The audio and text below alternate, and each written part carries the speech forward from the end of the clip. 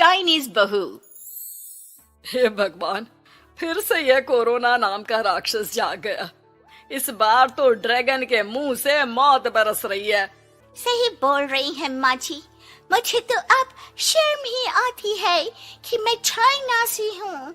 न जाने क्या क्या खाती हैं, कैसी कैसी बीमारी फैलाती हैं। अरे बहू, लेकिन वहीं से तो तू भी आई है ना मेरी लाडो। तू तो अंडा भी नहीं खाती। माँ जी, अच्छा खासा सब ठीक हो गया था, लेकिन पता नहीं कैसे ये फिर निकल कर आ गया। काश चाइना वालों को थोड़ी सी और अकल होती तो आज हम लोगों से अपने यूं जुदा ना हो रहे होते। कोरोना की नई लहर से देश में हो रही मौतों और घर में बंद रहने के कारण हमारी चाइनीज बहू बहुत दुखी होती है। उसे लगता है कि भारत में जो कुछ भी हो रहा है वो उसी के कारण हो रहा है। अब हमारी चाइनीज बहू परेशान सी रहने लगी। अरे क्या बात है मेरी चाइनीज गुड़िया, आज तू एक्सरसाइज नहीं करेगी? अरे ना तो तूने जूस पिया है, क्या हो गया लाडो? कुछ नहीं मम्मी जी, बस अच्छा नहीं लग रहा। लोग मर रहे हैं और मैं जूस पीऊं। माँ जी, चाइना से आई ये महामारी और मैं भी तो चाइना से ही आई ना। अरे अरे बेटा, ऐसा ना सोच। सास पूरी कोशिश करती कि वो चाइनीज बहू को समझाए कि इस बीमारी के लिए वो खुद को दोषी ना समझे, लेकिन माँ जी, मैं आज खाना नहीं खाऊंगी। अब सबका खाना बना दिया है, मैं कमरे में जा रही हूँ, प्लीज डिस्टर्ब मत करना। सास ने अपनी हंसती खेलती बहू का ये रूप तो कभी देखा नहीं था, लेकिन करती भी तो क्या।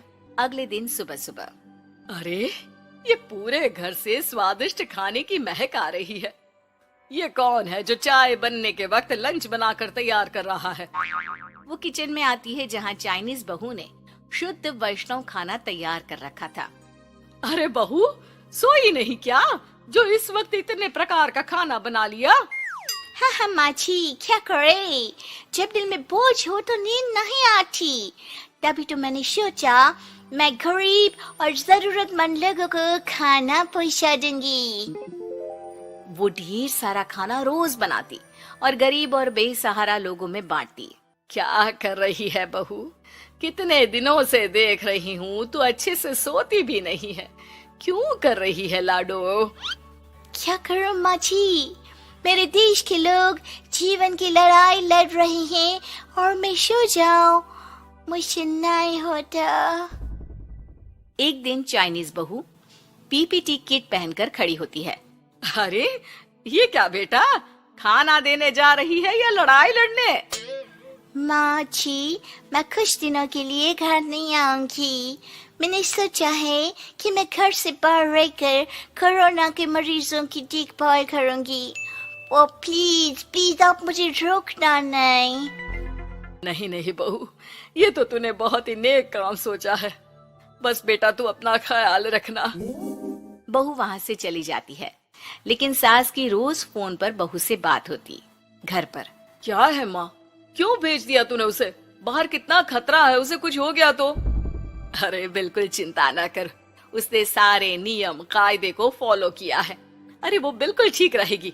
और अगर मैं उसे मना कर देती ना तो उसकी अंतरात्मा उसे सोने नहीं देती।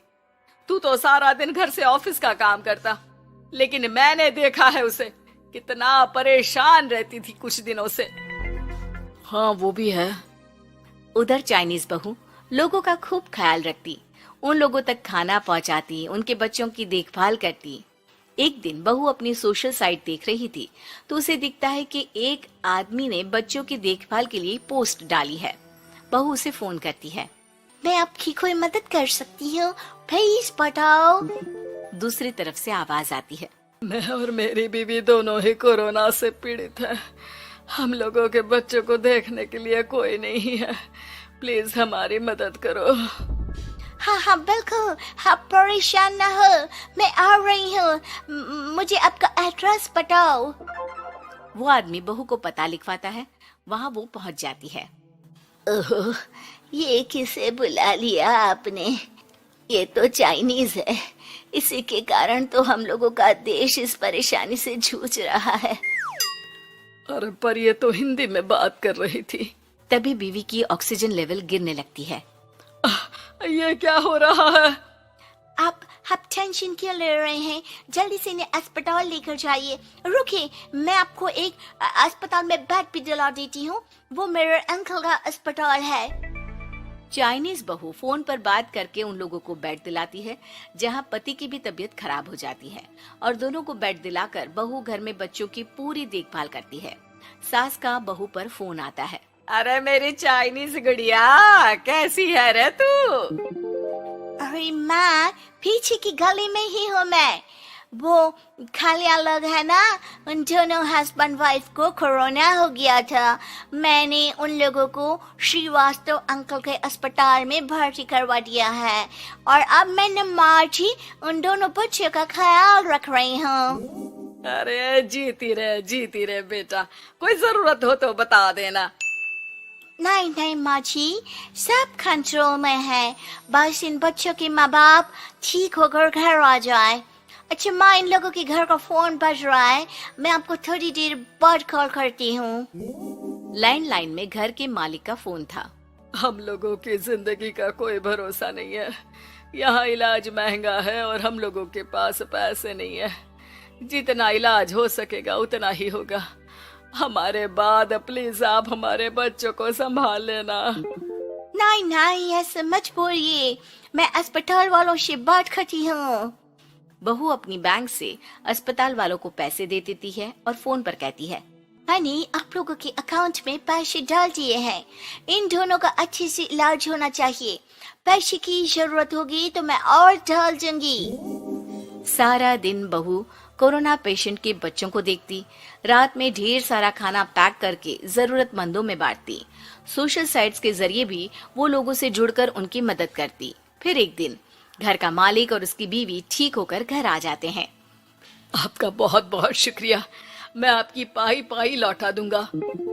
भाई नहीं, पैसा दिया था, लेकिन वो जब आप बिल्कुल ठीक हो जाना तो क्षमा कर दे देना, कोई बात नहीं। दोनों पति पत्नी चाइनीज बहू का शुक्रिया अदा करते हैं।